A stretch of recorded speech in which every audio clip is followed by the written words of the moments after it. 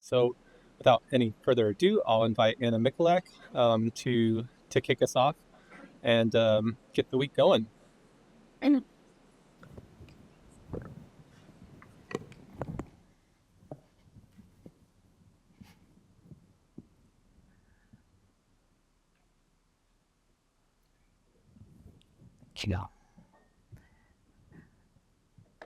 Thank you, Nick, and thank you everyone for being here this morning. So I was given the task of giving the first presentation in this short course, which means that for many of you, and I recognize about 90% of the faces in this room, this will be comfortably familiar, and so feel free to have a cup of coffee, relax, snooze, but hopefully it'll be still interesting. And then for the remainder of the folks, I hope this is helpful just as an introduction to the overall topic. And so I'll be talking about estimating fluxes in the carbon cycle, but as I think some of you may have seen before, I like to start with coffee, both because it's 9 o'clock in the morning and because I think this is a really interesting analogy to the problem that we're working on. And so if I handed you a cup of coffee and I asked you what's going to happen if I pour cream into this cup of coffee, I think all the best modelers in the world could anticipate that we would end up with a creamy cup of coffee.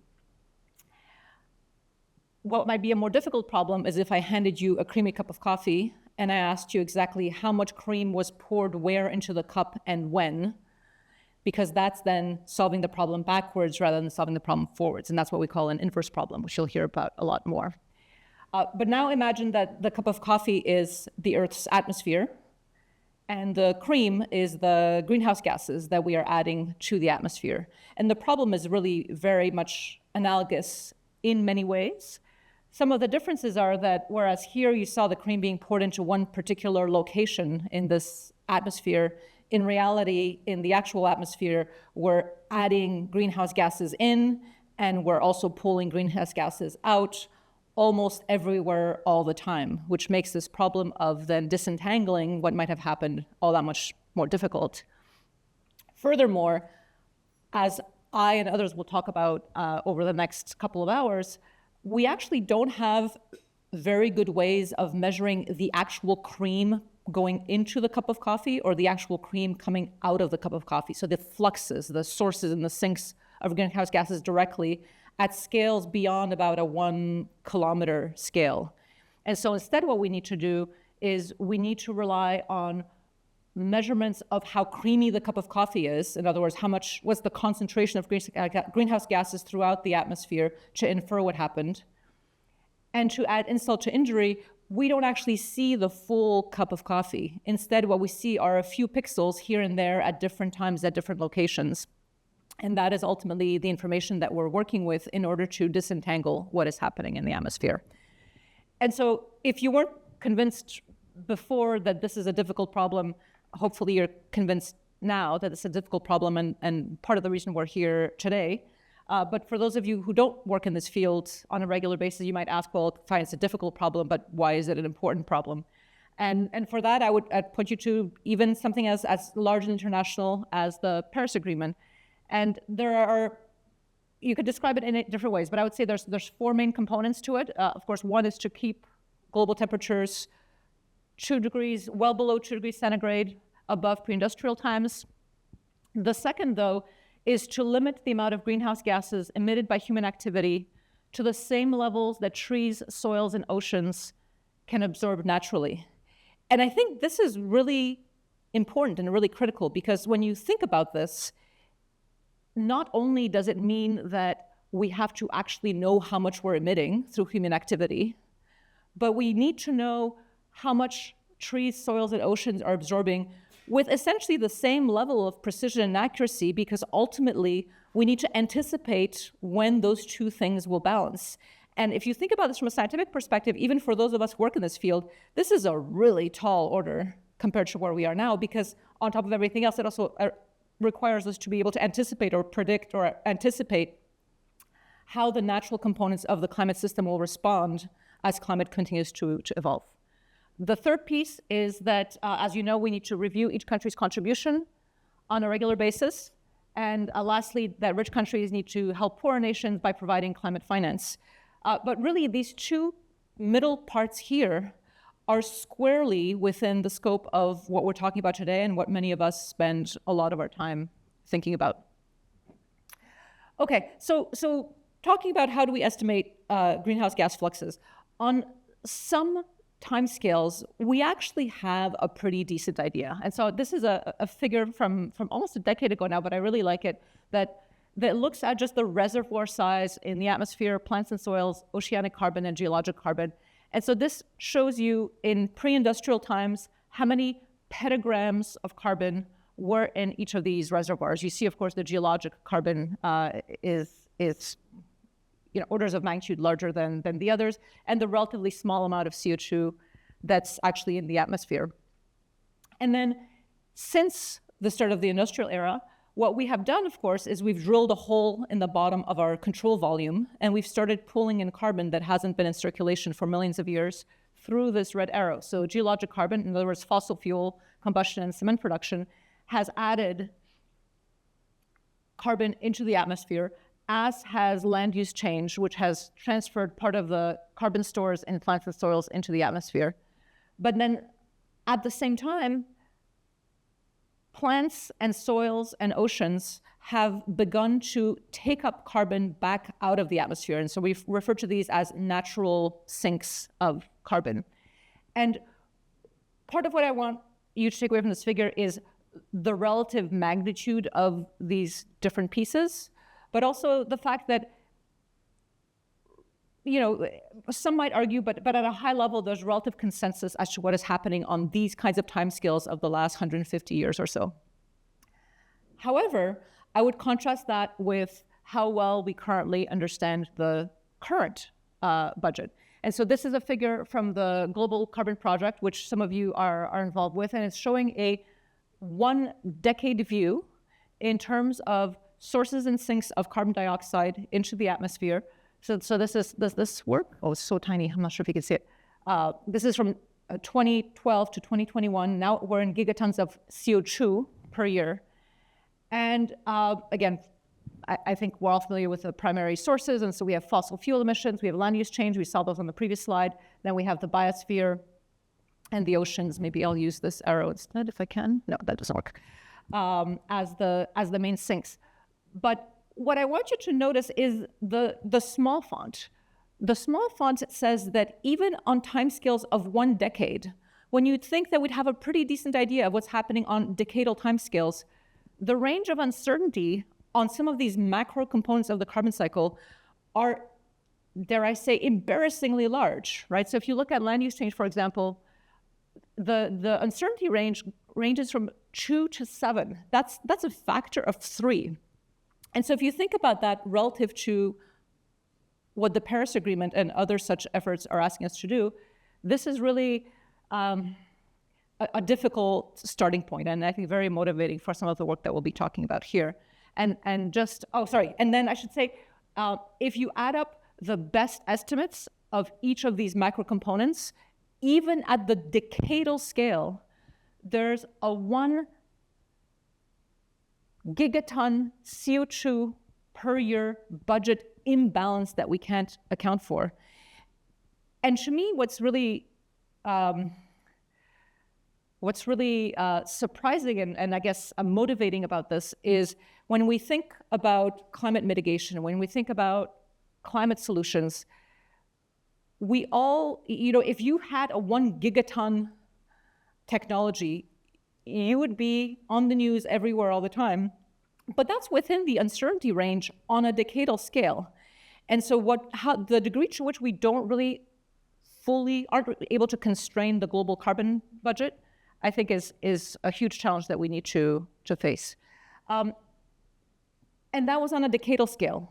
If you look at it on a year-by-year basis, and again, here on the y-axis, you have, again, units of gigatons of CO2 per year, you'll see that the uncertainty bounds are more on the order of 5 or more gigatons of CO2 per year of overall balance between major sources and sinks. And so we've got a lot of work to do. And so why is that? This is the last figure from the global carbon budget. And this is this figure has a lot going on, and the more you stare at it, the more you like it, but it's a little bit hard to sort of sink your teeth into to start. So let's just start with this piece. And so what you have on the horizontal axis is the global total land flux, so how much carbon the terrestrial biosphere on a global scale is taking up. And each dot is one bottom-up model. So one model that represents the processes that control the ability of plants and trees and soils to take up carbon and represent those, and then upscale to the globe. And what you'll see is that at the global scale, state-of-the-art models anticipate a carbon sink anywhere from 0.5 gigatons of carbon all the way up to almost 2.5 gigatons of carbon. That means that the best models that we currently have don't agree within a factor of 4 or 5, even at the global scale, let alone tracking our individual projects. And if you look at that same mirror image of that figure at the top, so now you still have global land flux, but now you have it estimated from inversions, which I think Junji will talk about a lot more later. But these are now models that instead take atmospheric concentration measurements and try to infer back what must have been the sources and sinks at the land surface or at the ocean surface to be consistent with what we see in the atmosphere. But all I want you to see is that, again, there's this huge range of uncertainty. And the vertical axes are showing essentially the same information, but for the oceans. And so I won't walk you through it in detail. But really what I want you to take away from this figure, if you haven't seen it before, is as far as we have come, there is still a huge amount of uncertainty in terms of, or at least inconsistency across models, in terms of how they represent carbon fluxes, even at the global scale. And that's at the global scale. And needless to say, the consistency does not get better as we go down to smaller scales. And so this is a set of models that are part of an engine comparison project called Trendy. And this is the estimate of the North American summertime carbon sink based on these 13 models. Yellow is emissions of carbon, green is uptake of carbon. And really, again, what I want you to take away from this is the huge variability across these models, not just in terms of net sink or net uptake in North America, but even if you look a little bit more carefully in terms of where is most of the uptake happening and how intense is it, how heterogeneous is it. So we have a lot of work to do. I'll go through the next slide at a relatively high level just because the subsequent talks will go into these tools in a lot more detail. But as I alluded to already, one large way to get at these problems is through a process called inverse modeling, where at a high level, you have Y, which are concentrations of greenhouse gases. Let's just talk about CO2 for the sake of having one as an example. Concentrations of CO2 in the atmosphere at different locations and times. And Z are what we call fluxes, so either emissions or uptake that could be discretized in space and time and could be happening anywhere around the world at any point in time. And then H is atmospheric transport, right? So just like when I pour the cream in, the process of stirring and making that cup of coffee creamy, the same thing happens in the atmosphere. So this is essentially a tracer transport operator through the atmosphere. So what does that look like in our case? I'll show a little bit more later, but we have observations of greenhouse gases at a variety of locations and often as a function of time. This happens to be a snapshot from the NOAA monitoring network. Atmospheric transport, and this is the link to the second part of this workshop, right? Represents things like winds and weather patterns across the continent or the world and how those transport greenhouse gases. And then fluxes are something like what I showed on the previous slide. And so, again, to drive home the message, causation goes this way, right? The fluxes are causing the concentrations, but the inference goes in the other direction. So we have the concentrations, and we're trying to get back to the fluxes. And of course, the challenge is that there's all kinds of errors that, for the sake of today, I won't go into, that make this problem, this inverse problem, particularly what's called ill-posed, often under-constrained. and difficult for us to get at. Okay, but we have to, right? Because this idea that we will come together on a global scale to do something about this climate challenge that we're in is predicated on our ability to actually constrain these fluxes, not just at the global scale. Frankly, if we got the right number at the global scale in of itself, that's not particularly actionable, right? We need to get the right number across a cascade of scales that probably goes from anywhere from, you know, your car or your cow. I think Ken was talking about cows earlier. Maybe there will be cows later. You know, all the way through to, you know, your facility, if you're, let's say, in oil and gas, to your city, to your state or your province, to your country, to the globe.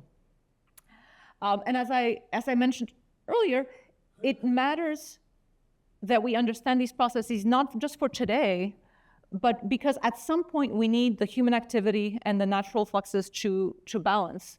And so this is an older figure that I know many of you have seen before from Friedlingstein, first from 2006 and then 2014, where what you're looking at now are projections from coupled carbon climate models going out to 2100 and looking at how each of these models anticipates that land carbon uptake will change going into the future. And so what you'll see is that historically these models disagree, but they're, you know, let's say generally in the same ballpark. But going on to the future, they diverge dramatically. And so they disagree on what will be the state of natural carbon sinks. And that's because you can get very similar ideas about current carbon uptake as a result of different combinations of processes. And if different models make different choices in terms of how they represent these processes, they might be getting similar numbers today, but when you run them under different climate conditions, they suddenly give you very different answers. And the same thing is true for oceans. So again, you have time on the x-axis and ocean carbon uptake on the vertical axis going out to 2100. And to give a sense of scale, if you look at what the impact of this uncertainty is on atmospheric CO2 concentrations, just the spread across these models, and I wish this pointer were brighter, is equivalent to a 300 part per million uncertainty in atmospheric concentrations out to 2100, just as a result of our lack of understanding of how the natural components of the carbon sink react to and feedback with the climate system, let alone uncertainty about what we as humans will be doing in terms of emissions and everything else that's difficult as well. And all I want to show here is when this analysis was repeated 8 years later with the next generation of CMIP models, the story was much the same. Okay, this is a little bit of my sort of soapbox slide, sort of what do I personally think is wrong with the world that we need to fix. I think one challenge is that existing models really cannot leverage the quantity and the diversity of data that we have available to us. Models are often limited in the types of observations that can be directly used, the spatial temporal scales at which observations can be used to inform model structure and parameterization, and the ability to represent and track uncertainties. And so this is a bit of a long-winded way to say that for those of you who work in this space, if you think about the model that you use, what observations does that model directly actually ingest, right? It might be CO2 concentrations from one network or another network or a couple of networks. If it's a process-based models, it might leverage some, for example, flux tower information or certain types of remote sensing data. But if you think about the richness of the observations that we actually have available to us, none of the models that we currently have are actually able to directly use much of that information. We might use it for evaluating the model post hoc, but I would argue that we need to find ways to use all of those data sources more directly from the get-go so that our model predictions are by design already consistent with the observations that we have available to us. Second, and I've talked about this already, is that fluxes cannot be observed directly at most scales, right? Beyond the flux tower scale, where we don't have direct ways of measuring fluxes. And essential variables that are needed to represent greenhouse gas fluxes and understand and distinguish the underlying drivers of change cannot be directly observed at many scales. So we're in this model that we can just observe certain things at certain scales and other things at other scales. And reconciling this is not easy. And then this is maybe controversial, but I really think that increases in model complexity and increases in resolution have, in some cases, outpaced the ability to reconcile model simulations with observational constraints. And what I mean by that, I've chosen not to show any specific research results from my group as part of this talk, but when you take many state-of-the-art models and then you look at how they do in terms of reproducing, for example, existing atmospheric greenhouse gas concentrations, they in some cases do surprisingly poorly. And it's not necessarily that the fancier models, and when I say fancier, I mean those that include a representation of either a more sophisticated representation of processes or include more processes, do better. And so I have a concern that you can think about model complexity in two ways, right? You can think that your model should be as complex as the key underlying processes are. In other words, if there is a key process in the system, that mechanism, that process should be in your model. That's one way to think about it. The other way to think about it is, what are the constraints that we actually have to inform a model? And in some cases, looking at it from this perspective pushes you towards a simpler representation of the system. But in some cases, I would argue a more robust representation of the system. So this tension between how complicated we really know the system is that we're trying to represent and what is the constraint that is available from existing observations, that tension is, I think, something that as a community we need to address more directly. Okay, and then just a bit of, I guess, eye candy. Oops, don't want to skip the eye candy. Oh no. There we go. And so I'm sure, again, 90% of you have seen this gorgeous video from NASA Goddard before, but for those of you who haven't, this is the cup of coffee all over again, right? Except here, again, you've got the atmosphere as the coffee, you've got, in this case, the carbon dioxide as the cream. You see it wafting around in the atmosphere. These are concentrations near the surface, right? The signal is much more diffuse if you look at a integral through the whole atmosphere, which is what many of the satellite-based observations do. And if you squint, for example, I'm not sure if you can see it here in California, right? You can see the daily pulsing of cream sort of coming in and out, even on a daily basis. You can see the same thing if you look sort of where Europe ought to be, although now it's being swamped by the wintertime overall CO2 uptake. And the third thing you'll see is, so now we're in April, and so we're coming to the end of winter. Over all of winter, of course, the terrestrial biosphere is dormant, but we're still emitting fossil fuels. And so you have this buildup of CO2 in the northern hemisphere throughout the winter especially. And then as we head into spring, notice these now blue pulses rather than red pulses. So these are now pulses of cream being sucked back out of the cup of coffee by the terrestrial biosphere. For example, over here in the agricultural parts of the country, while at the same time, of course, these fossil fuel pulses are continuing as well. But you see this classic reversal of the latitudinal gradient, where during the northern hemisphere summer, you have lower now concentrations in the northern hemisphere, and you'll see these rising here, higher concentrations in the southern hemisphere, while, of course, year in, year out, overall, we're still seeing this increase. Okay. So in terms of atmospheric concentration measurements, so where we can actually measure the concentration of the cream in a cup of coffee, there's a whole spectrum, and I think others will talk about this, or we will talk about this week. And so things as small as individual flasks to towers operated, for example, by NOAA and others, to airborne observations. Those might be coordinated by, for example, NOAA in the US, ICOS in Europe, other agencies and consortia internationally. Then we have, with Paul here in the room, things like remote sensing instruments that are ground-based, that look up at the sun and give us concentrations over the whole atmospheric column. And there's a map of the TCON network. And then increasingly, we have spaceborne observations as well. And so, GOSAT, OCO2, GOSAT2, OCO3, many others in planning. several others also that were satellites that were originally designed for a different purpose, but are being used now to also infer information about greenhouse gases. EMIT is a perfect example for those of you who are familiar. And then there's Carbon-I with Christian Frankenberg as the PI in the back, that promises to do even better than the current generation of existing and planned satellites as well. But again, what I want you to see is this is now a video of observations from OCO2 and OCO3, and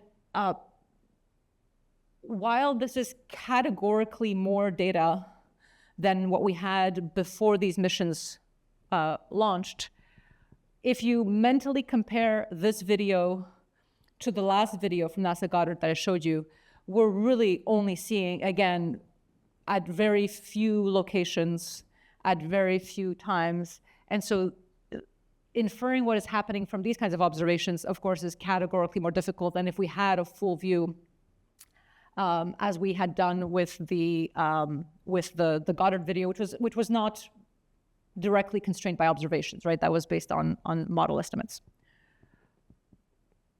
And so I put this slide here just to get back to this idea that while our ability to measure greenhouse gas concentrations per se is improving but still limited, we have a whole host of other things that are relevant and that inform our understanding of greenhouse gas emissions and uptake that we can measure from space. And so the analogy back to the cup of coffee is, as before, you don't see the cream coming in and out directly. You can't see the cup of coffee everywhere. You only see certain pixels, so you can see where the coffee's creamier or less creamy. But let's pretend now that you could actually know what the temperature of the cup of coffee was everywhere all the time. Would that help you figure out where and when the cream was coming in? And the answer is, of course it would, right? Because the places that are cooler in the cup of coffee probably have more cream than the places that are hotter. Those would have less cream. And so the exact same thing is true here, is that while we may not be able to measure concentrations everywhere all the time, we can actually measure many things from space. And Derek will talk about some of these in just a few minutes, but including things like temperature and rainfall and greenness and land cover and solar-induced fluorescence and a whole host of variables that relative to greenhouse gas, we can almost measure everywhere all the time, if I'm being generous, and in some cases across a pretty generous range of scales. And so this is an image from NASA that is showing, again, just NASA, and of course there are other international fleets as well, NASA's Earth-observing satellites, and it's really becoming a very rich array, which gives me hope that we actually have a lot of information with which to work.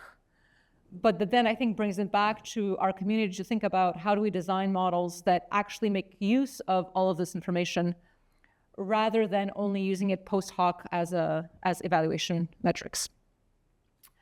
And so what does this look like? Currently is we have these mechanistic models that I've talked about before. We couple them with atmospheric transport models to anticipate what would be concentrations as a function of space and time consistent with existing fluxes. We compared these to existing actual observations, and then we improve our understanding. But I would say that this system is somewhat rigid. And so we have to find ways to make use of more types of observations directly as part of our simulation system so that we can come up with more data-driven budget estimates. And ideally, then that allows us to do many things, right? It allows us to confront models with independent flux estimates. It allows us to provide process-based information directly at scales that are relevant for whatever policy or climate action applications we're interested in. And it actually allows us to evaluate models' process representation, because if we can infer relationships among all these different variables that we can measure directly from the data, then we can actually assess whether the models, the mechanistic models that we have, are representing those processes correctly or what adjustments need to be made. Okay, and so now this is my last slide. I just want to come back to the challenges, and I think I still have time, so I will read them again, because this is really, and I'm happy to discuss this and debate this, but in my view, that this is the moment that we're in, and these are the challenges that if we can solve them, we'll really be in a better position in the next 5 or 10 years. And I should say, maybe before I show these again, is that some of us have been at this for quite some time. I have personally been in this field for about 2 decades, and this wasn't even what I did my PhD in. And so you can sort of infer the age if you work backwards. But I have to say, and I jokingly call this my academic midlife crisis, is I thought we'd be further along, frankly, by now, right? And so how do we make sure that 5 years hence we're really further along, so that we actually, as a community, are providing scientific information that is relevant to the climate challenge on timescales that are relevant to actually solving the problem? And so again, in my view, and I'd love to debate this this week, is that existing models just cannot leverage the quantity and the diversity of available data because of how models are designed and maintained and upgraded. That we have this challenge that fluxes cannot be measured directly at most scales, and that certain essential variables can only be measured at certain spatial and temporal scales. And I think, again, the one that I suspect at least some of you will likely disagree with, I believe that we have gotten ourselves a little bit into a pickle, if I may say so, that increases in model complexity and resolution have outpaced our ability, or their ability, to reconcile model simulations with observational constraints. And apparently I have 5 minutes remaining. I never finish early, but that is what I wanted to cover, and I'm happy to discuss or yield the rest of the time to the other speakers.